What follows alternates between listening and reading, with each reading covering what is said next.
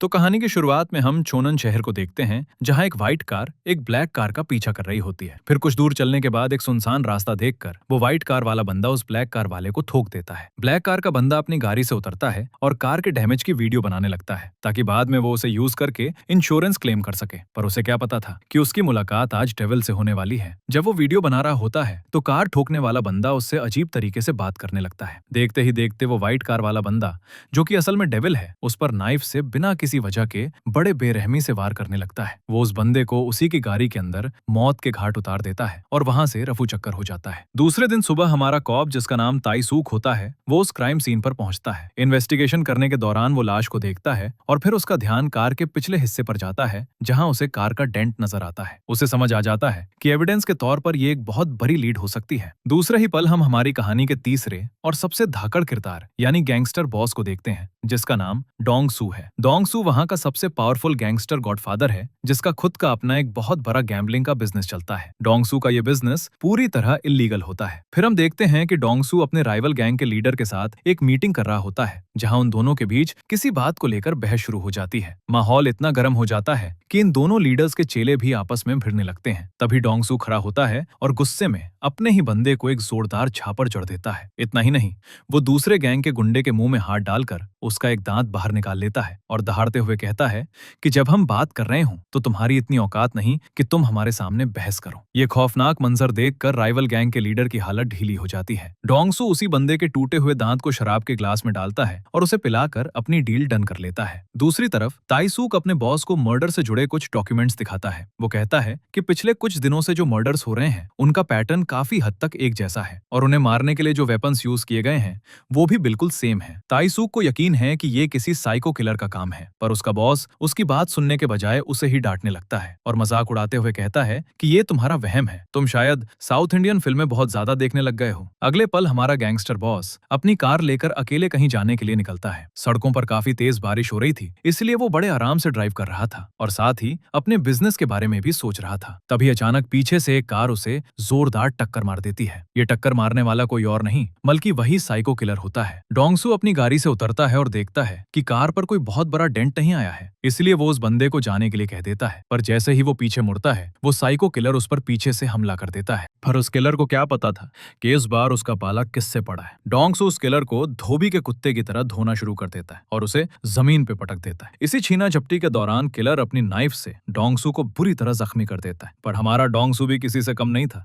वो किलर से वही नाइफ छीनकर उसी के सीने में घोंप देता है। अब किलर को समझ आ जाता है कि ये बंदा उसके बस का नहीं है, इसलिए वो फौरन अपनी गाड़ी स्टार्ट करता है और डोंग सू को ठोकते हुए मौके से फरार हो जाता है। डोंग सू को फौरन हॉस्पिटल ले जाया जाता है। इसी बीच डोंग सू का राइट हैंड उसके राइवल गैंग पर हमला करवा देता है, क्योंकि उसे लगता है कि ये अटैक उन्हीं लोगों ने करवाया होगा। उधर हम किलर को देखते हैं, जो नाइफ के गहरे घाव को भरने के लिए उस पर स्टेपलर मार रहा होता है। इसके बाद वो अपनी गाड़ी वहीं छोड़ देता है और एक बूढ़े आदमी को मारकर उसके कपड़े लेकर वहां से निकल जाता है। अगले दिन जब डोंग सू को होश आता है तो वो साफ कर देता है कि हमला करने वाला कोई राइवल गैंग का बंदा नहीं बल्कि कोई बाहरी था। वो अपने आदमियों को किलर की कार की डिटेल्स देता है और उसे जल्द से जल्द ढूंढने का हुक्म देता है। तभी वहां ताई सूक पहुंच जाता है और मामले की पूछताछ शुरू करता है, पर डोंग सू उसे कुछ भी बताने से मना कर देता है। डोंग सू उसे कुछ भी नहीं बताता और ना ही कोई रिपोर्ट लिखवाता है, क्योंकि उसे पुलिस के सिस्टम पर रत्ती भर भी भरोसा नहीं था। जब ताई सूक वहां से निकल रहा होता है तो पार्किंग में उसकी नजर डोंग सू की कार के पिछले हिस्से पर पड़ती है। वो फौरन उस डेंट की फोटो खींच लेता है,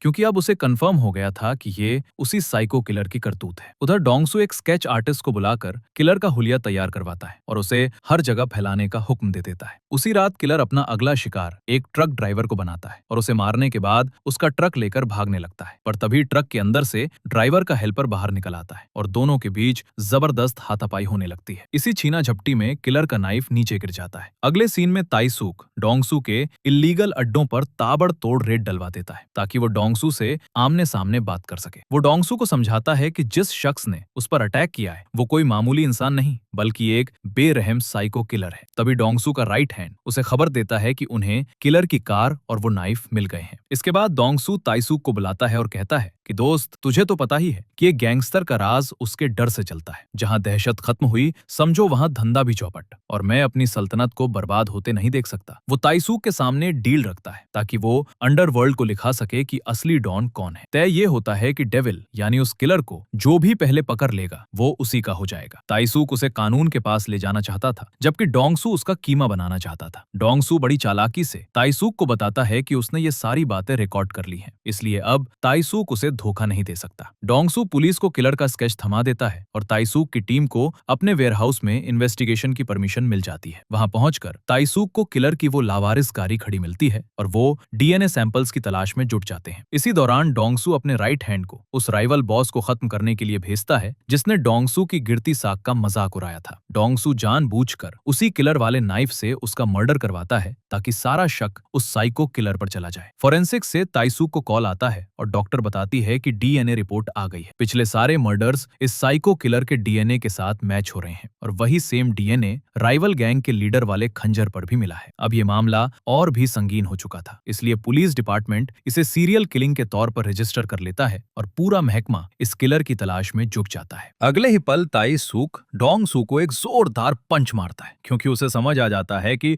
डोंगसू ने ही राइवल गैंग के लीडर को मरवाया है। डोंगसू भी उसे धोबी के कुत्ते की तरह जमीन पर पटक देता है और मान लेता है कि हाँ, मर्डर उसने ही करवाया है। अब ये खबर पूरे देश में आग की तरह फैलने लगती है। सारा शहर और वो साइको किलर भी इस न्यूज को देख रहा होता है। किलर को बहुत गुस्सा आता है क्योंकि उस बॉस का मर्डर उसके सिर मर दिया गया था, जबकि उसने वो काम किया ही नहीं था। वो किलर बदला लेने के लिए उस मरे हुए गैंगस्टर के फ्यूनरल पर पहुंच जाता है। फिर वो एक लेटर उस गैंगस्टर के राइट हैंड को थमाता है जिसमें लिखा होता है कि मौत मेरे खंजर से हुई है पर मर्डर मैंने नहीं बल्कि डोंगसू ने किया है, और वहां से रफू चक्कर हो जाता है। उसी रात वो किलर एक और बेगुनाह को अपने खौफनाक स्टाइल में मार डालता है। अगले दिन ताइसूक और डोंगसू किलर की कार में सुराग ढूंढ रहे होते हैं, जहां ताइसूक को स्टीयरिंग व्हील पर एक फिंगरप्रिंट मिलता है। तभी वहां राइवल गैंग के गुंडे डोंगसू को मारने के लिए हमला कर देते हैं, पर यहाँ डोंगसू और ताइसूक दोनों साथ थे। फिर क्या था, दोनों ने मिलकर उन सब गुंडों को मार मार कर उनका कचूमर निकाल दिया। डॉक्टर ताइसूक को उस फिंगरप्रिंट की रिपोर्ट देती है जिससे पता चलता है कि ये बंदा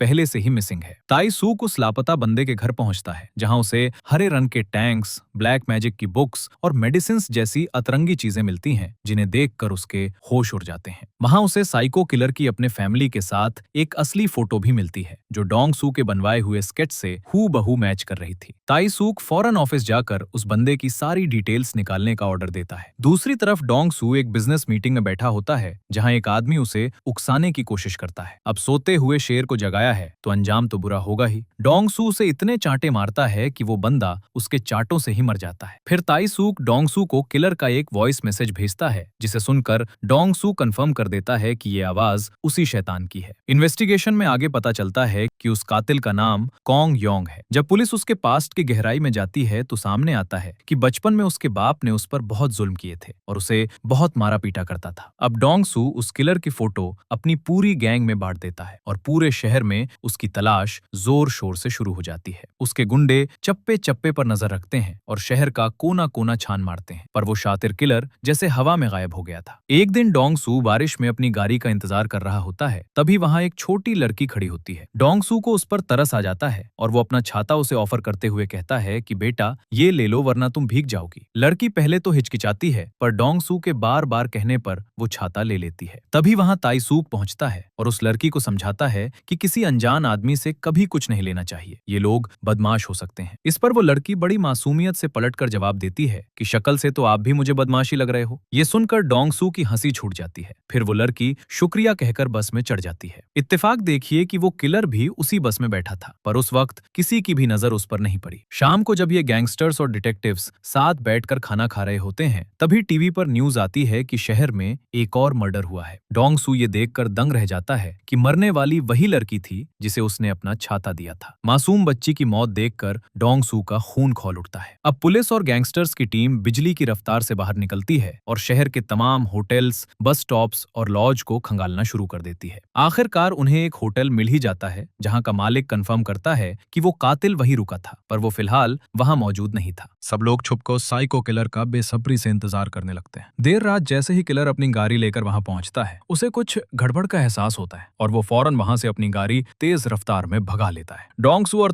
ताइसूक भी अपनी गाड़ियां उसके पीछे लगा देते हैं। एक खतरनाक चेस के बाद 3 गाड़ियां आपस में टकरा जाती हैं और किलर वहां से निकलकर पैदल ही भागने लगता है। उसे पकड़ने के चक्कर में डोंगसू और ताइसूक अलग हो जाते हैं। इसका फायदा उठाकर वो शातिर कातिल डोंगसू के राइट हैंड पर हमला करके उसे मार देता है, पर मरते मरते वो वफादार डोंगसू को इशारा कर देता है कि कातिल किस तरफ भागा है। डोंगसू खून के धब्बों का पीछा करते हुए एक जगह पहुंचता है और दरवाजा तोड़कर अंदर घुस जाता है। वहां डोंगसू उस किलर पर काल बनकर टूट पड़ता है। वो उसे मार मार कर उसका कचूमर निकाल देता है और उस शैतान को उसके पैर से घसीटते हुए बाहर लेकर आता है। उधर ताइसूक डोंगसू को बार बार कॉल करता है, पर डोंगसू कोई रिस्पॉन्स नहीं देता। ताइसूक को लगता है कि अब उसके हाथ कुछ नहीं लगने वाला। डोंगसू साइको किलर को घसीटते हुए अपने वेयरहाउस ले जाता है और उसकी बेतहाशा धुलाई करता है। पर वो कातिल तो पैदाइशी साइको था, उसे मार से क्या फर्क पड़ने वाला था। वो बस पागलों की तरह हंसे जा रहा था। गुस्से में पागल डोंगसू उसके टुकड़े टुकड़े करने के लिए एक फारा उठा लेता है, पर ठीक उसी पल ताइसूक अपनी गाड़ी के साथ वेयरहाउस की दीवार तोड़ते हुए अंदर घुस आता है। टक्कर इतनी जोरदार होती है कि डोंगसू बेहोश होकर गिर जाता है और ताइसूक उस किलर को पकड़कर वहां से निकल जाता है। वो उसे सीधे पुलिस स्टेशन ले जाता है, जहां उस खूंखार सीरियल किलर को सलाखों के पीछे देख सब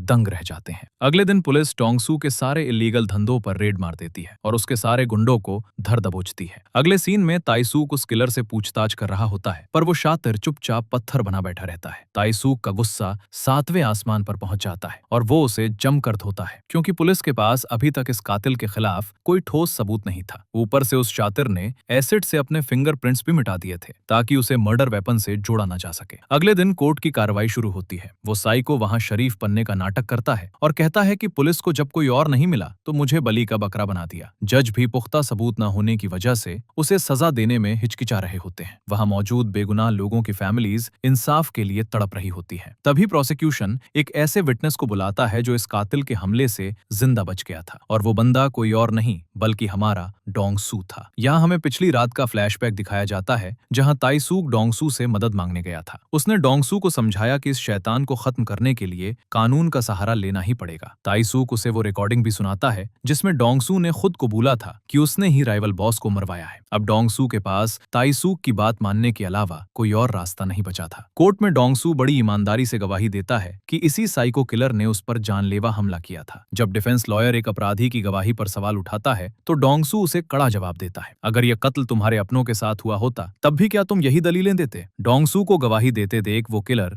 बेशर्मी से हंसने लगता है। फिर डोंगसू खड़ा होता है और सलमान भाई के स्टाइल में अपनी शर्ट उतारकर कोर्ट को वो गहरे निशान दिखाता है जहां उस किलर ने उसे चाकू घोंपा था। वो उस स्केच और कातिल के हाथ से लिखे उस लेटर को भी पेश करता है जिसमें उसने कत्ल की बात कबूली थी। डोंगसू पूरे जोश में कोर्ट को बताता है कि जिस रात किलर ने उस पर हमला किया था उस रात उसने भी पलट कर वार किया था और उसका गहरा निशान आज भी उस परिंदे की छाती पर मौजूद होगा। जब पुलिस किलर की जांच करती है तो निशान ठीक वहीं मिलता है जहां डोंगसू ने बताया था। ये पुख्ता एविडेंस देखने के बाद जज साहब उस साइको किलर को डेथ पेनल्टी यानी मौत की सजा सुना देते हैं। साथ ही साथ डोंगसू को भी जेल भेजने का ऑर्डर दिया जाता है, लेकिन चूंकि उसने गवाही देकर कानून की मदद की थी इसलिए उसकी सजा थोड़ा कम कर दी जाती है। इस हाई प्रोफाइल केस को सुलझाने की वजह से ताइसूक को प्रमोशन मिल जाता है। अगले पल सीन शिफ्ट होता है जेल की तरफ, जहां डोंगसू की एंट्री होती है। जेल के तमाम कैदी उसे झुककर सलाम करते हैं क्योंकि बॉस वहां भी बॉस ही है। दूर एक बेंच पर वही साइको किलर बैठा होता है जिसे देखकर डोंगसू एक शैतानी मुस्कान देता है। दरअसल डोंगसू गवाही देने के लिए सिर्फ एक ही शर्त पर माना था कि पुलिस उसे उसी जेल में डालेगी जहां वो किलर होगा। कहानी के क्लाइमैक्स में डोंगसू जेल के वॉशरूम में एक मजबूत रस्सी लेकर पहुंचता है जहां वो किलर नहा रहा होता है। डोंगसू ठंडे दिमाग से कहता है कि जिस खेल की शुरुआत तूने की थी उसका खत्म होना भी तो जरूरी है। डोंगसू की वो खौफनाक हंसी और उसके हाथ में मौत का सामान देखकर उस किलर की फटके चार हो जाती है। अब आगे डोंगसू ने उसका क्या कीमा बनाया होगा ये अंदाजा लगाना मुश्किल नहीं है।